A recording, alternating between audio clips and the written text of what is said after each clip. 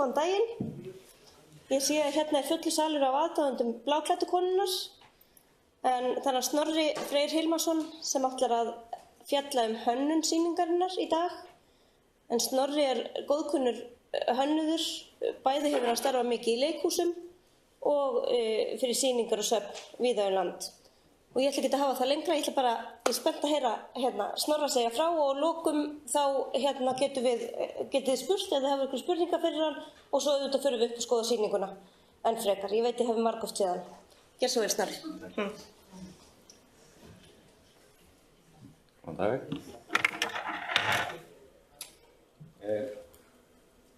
Ég hef tekið saman svona smá middagssyrpu hérna. Ég fékk þá ráðleggingu að í svona slædssýningu væri alveg hámark að vera með svona 4 myndir ef maður ætlaði að tala í korter. Ég er með eitthvað í 43 myndir þarna og þau eru öll svöng og svona, þannig ég veit ekki hvernig þetta fer saman en við látum á það reyna.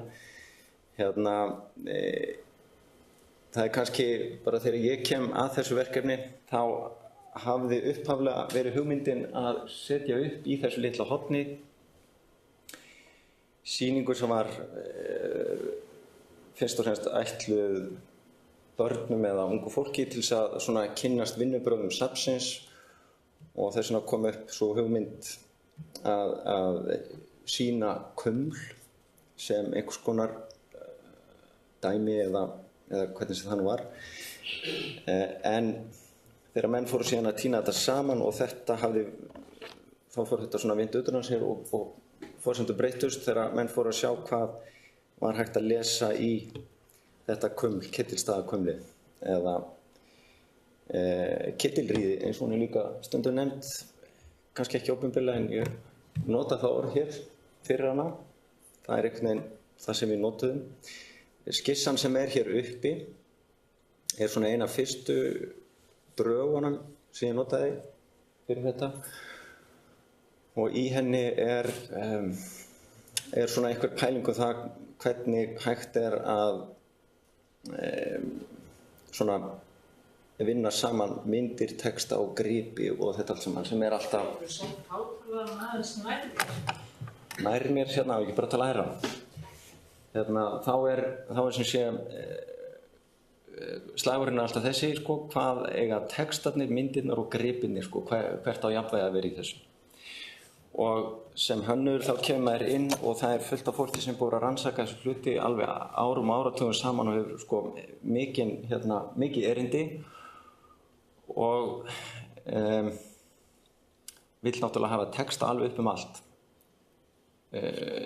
sem að maður síðan að reyna að berjast á móti því að það alveg, allavega, mér finnst það alveg dauði þegar þeir yfirtaka allt saman, þannig að einhvern veginn þarf að balansera þetta. Og í þessari skissu þá var svona einhver hugmynd að nota jarðlög sem einhvern útgangspunktu það hvernig þessu væri raðið upp og ég sýni þetta hér af því að, svo komst ég af því að þetta var alveg vitleysa því að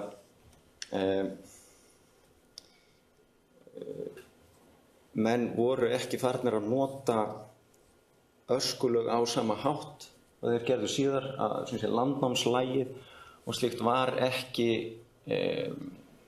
notað þegar þetta kuml var grafið upp og þetta grafið upp alveg án þess að öskulög kæmu beinlínis við sögu í því. Þannig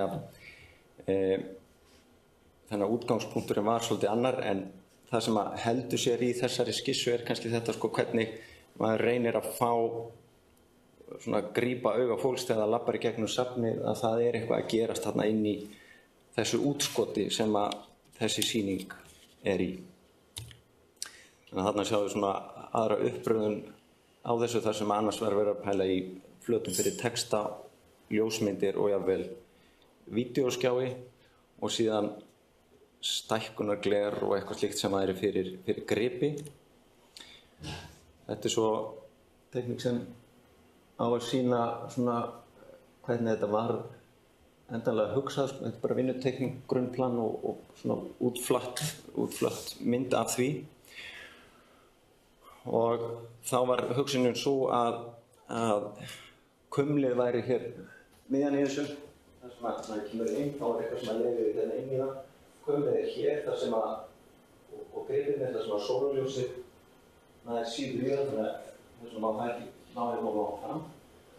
Og síðan raðast þetta upp í frá því að vera það stærsta heiting hvaðan og hver þessi norræni heimur. Hann sést hérna á þessari mynd sem svo minnkar alveg og niður í DNA og grípið hérna á milli og búin til svona einhvers konar lestur á þessu. Þannig að kumlið hérna í miðjunni og svo raðar svona afleitt efni sér þarna í hring, má segja, frá því stærsta og niður í það minnsta. Þannig að hér, þetta svona ferli, hérna þessi mynd líka ákvað að nota frekar loftmyndir og svona einhver raunverulega myndir heldur en grafík. Þannig að ljósmyndir væru notaðar alla leið. Það væri, eins og við sjáum hér á eftir, þannig að það annars vegar gervihnattamyndir og síðan niður í þessar míkrómyndir af vefnaði og þessum hlutum sem verið að greina þarna og rannsaka. Og hér er komið aðeins nær og þetta mynd sem líka var hugsuð til þess að útskýra ákveðið vandamál í kolefnagreiningu, að hafið skilar gömlu kolefni og þarna sést þessi hrærigrautur af straumum sem má segja að rolla étur þang í fjöru og maður étur rollu og þar með kolefnagreiningin farin að skekkjast einhver árhundruð. Þannig að þetta svona út frá því og hér er tönnin sem var notuð til þess að taka kolefnasýni og greining. Og svo spurningin, hvað hægt að lesa mikið í þetta fyrirbæri? Þar sem kannski menn föttuðu ekki þegar þetta lá áratugum saman í krukku upp á bakvið hurð einhvers staðar að einhvern tíma væri hægt að lesa svona mikið í þær upplýsingar sem að felast í því að hafa þetta vel varðveitt hold og bein og annað sem að svona nútíma vísindi eru komið svo nálægt sem sé bæði með kolefnarannsóknum og DNA og líka á vefnaðinum. Þá hægt að komast og draga út upplýsingar sem ekki var mögulegt áður. Hérna eru þessar nærmyndir af vefnaðinu. Þetta er tekið með svona mikró og þetta er svo DNA. Þetta er að minnsta. Það hefur ekki tekist að raða því saman ennþá en menn eru að vinna í því og vonandi tekst eitthvað að koma út úr því að náttúrulega það sem að menn kveikja strax á er bara hver er þetta og hvaðan kemur hún og á hún einhver afkomendur, er þetta annar Ingólfur Arnarson? Þetta er eitthvað sem að þetta eru spurningar sem að má kannski ekki varpa upp fræðilega en ég náttúrulega bara listamaður að vinna hérna og má segja það sem ég sýnist með þetta en þetta er spurning sem að kviknar samt strax hjá öllum og það var heilmikill diskusjón sem ég hlustaði einhvern tímann á þar sem menn voru að velta fyrir sig hvort það mætti taka sýni úr þá lifandi Íslending til þess að bera saman eða ekki sem er svona akademísk ræða sem ég ætla svo sem ekki að fara nánar út í en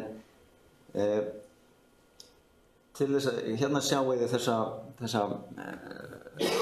þennan miðjurskáp sem að teygir sig þarna fram í andrið og það sem var gert til þess að raða saman beinunum og svona gera þennan veruleika meira sýnilegan þá var beinunum öllum raðað upp í þá stöðu sem talin var svona líklegust út frá lýsingum og út frá því hvernig hlutirnir varðveittust. Þarna er Joe Walls að raða þessu niður. Hann sérfræðingur í sem sé beinum og ætla að vera ekki kallað meinafræði eða eitthvað slíkt. Þannig að hann reynir að lesa í ástand beinna hvað þau geta sagt okkur.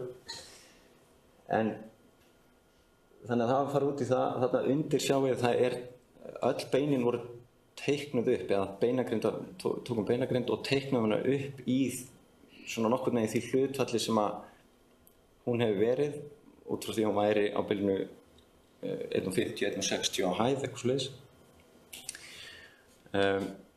En svo þurfti að aðskilja bein og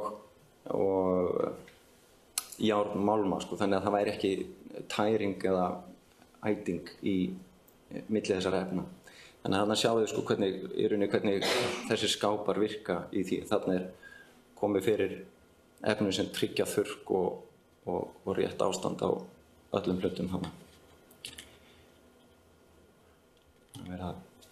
Og hér svo tekník sem að hefði kannski verið ágætt fyrir barnasýninguna en okkur fannst ekki vera alveg, ef þetta átti að vera leggja allan metnað í þetta, þá þurfti kannski eitthvað að bæta þetta. Þannig að við fórum út í það að annars vera að teikna beinagrindina og út frá henni að endurvinna í rauninni myndina hvernig hún mögulega liti út eða hvernig hún hefði mögulega legið og þetta allt saman. Þannig að þetta var svo, við vorum að reyna, hérna sko verið að reyna að leiðrétta þessa mynd og þetta svo einhver útgáfa henni. Hún svolítið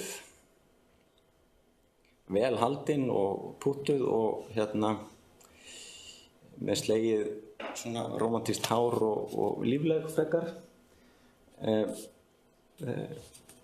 Þannig að okkur fannst að við þyrftum að gera hana aðeins dauflegri og það var farið að leita að því hvernig hún hefði verið og allt þetta sko, og þannig liggur Freyja leggur sér alla fram að komast til botns í þessu og þannig mættur Ófeigur sem beinagrind í eigu Ríkisútvarpsins, en þetta olli einhverju misskilningi af því að náttúrulega það ekki hægt að sveigja hrygginn, þannig að hausinn bara lagður þar sem hann hefði endað.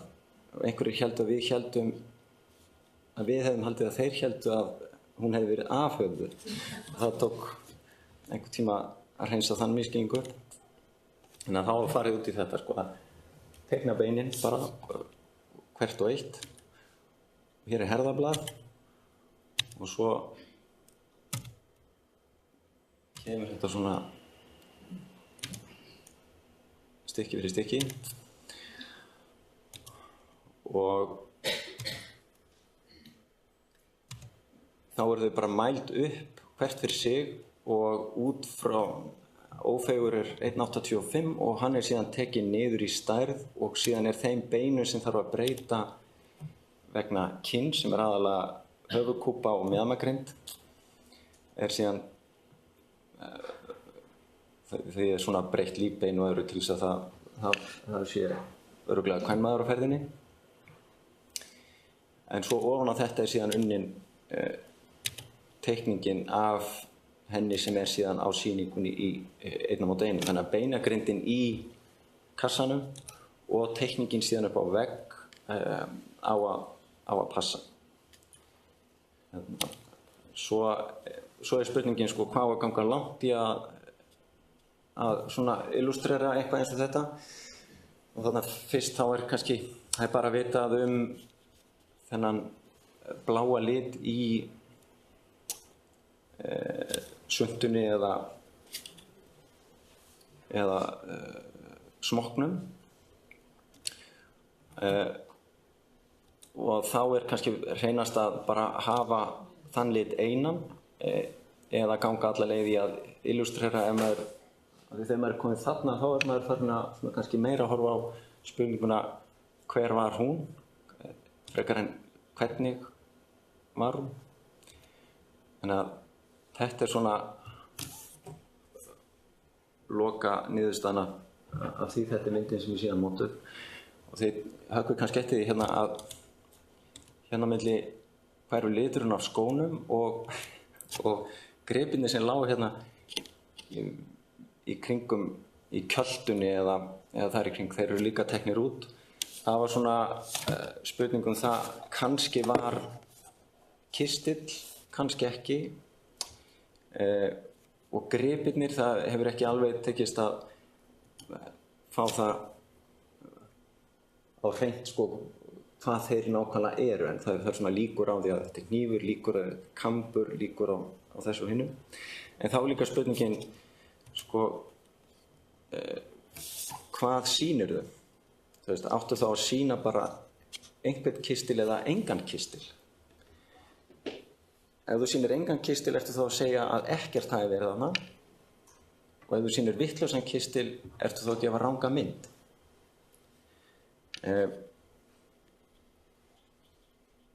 Ef þetta væri, ef ég væri að sýna hús og ég vissi ekki hvernig þakið væri, þá myndi ég frekar sýna eitthvað þakað en ekkert. En þetta er það sem er hægt að ræða hér alveg út í eitt, sko, hvar þessi mörk liggja. En allavega, þetta er myndin sem við notum þarna, þar sem við sýnum í rauninni bara smokkinn eða svunntuna sem í þeim lit sem var og hitt er svona óræðara og óljósara. Hérna sjást svo svona dítelarnir í teikningunni betur af því að þarna er sem sé mismunandi vefnaður, spjaldvefnaður og svo annar vefnaður í svuntunni og svo sést þarna líka hvernig gripirnir liggja undir vanganum og framan á brjóstinu. Þetta er svo kannski hérna bara andlitssvipurinn þarna sko er út frá einhvern leik hérna með að þó að höfuðbeinin séu svona illa farin þá er prófílinn merkilega vel til staðar sko. Þannig að ef maður dregust það upp og með kjálkanum þá er hægt að búa til einhverja óvísindalega mynd af henni sem er eitthvað í þessa veru. En út frá þessu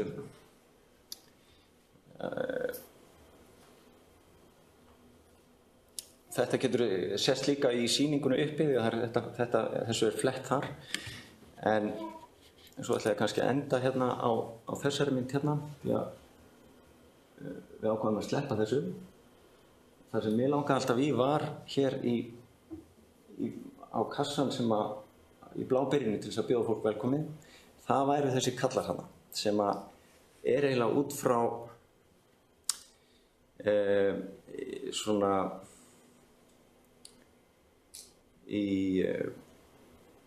renesansmálverkinu þá er alltaf einhver sem horfir beint á móti fólki og hann er sá sem býður fólk velkomið. Mér fannst vanta eitthvað fólk fremst sem gripi augað og biði manni inn. Þannig að þetta eru sem sé vegagerðarmenn frá því 1930 eitthvað. Þetta er ljósmynd eftir Carl Nielsen og þeir sjá náttúrulega það er Esjan hann á bakvið og þetta er sennilega bara upp á, ég held að þetta sé tekið upp á Barónstíg. Og þá er það, sko nú erum við að sýna þarna illustrasjón sem er ekki staðreind og má þá nota svona ljósmynd sem er greinilega ónafngreindum mönnum sem eru þá tákn fyrir einhverja heild eða er það orðið óvísindalegt. Mér fannst þeir vera svona svolítið eins og bara stelpur á bílasýningu, nota þeir svona til þess að grípa menn svo þau löbbuðu ekki fram hjá básnum og af því að það sem hönnuður kemur fyrst og fremst inn í svona verkefni er hvernig upplifun og hvernig lestur ætlar að búa til út úr öllu saman. Og það sem er kannski erfiðast alveg svo maður þekkir bara leikhúsi að leikrit geta haft sko djúpa og mikla merkingu og mikinn boðskap og svona en leið og einhver byrjar að predika þá sóna allir út og svona hvar liggja mörkin í þessum leik sem þú getur leyft þér gagnvart einhverju efni sem menn ætla að taka mjög hátíðlega, sko. Þannig að ég langar bara svona að deila þessu með ykkur. Þetta sem sé, þetta of lítil alvara í þessu. Það var það komið. En ef það eitthvað spurningar og ég myndi gjarnan vilja fylgja ykkur síðan upp bara á eftir og við getum rætt allt sem þið viljið spyrja þar á eftir. Takk fyrir. Það var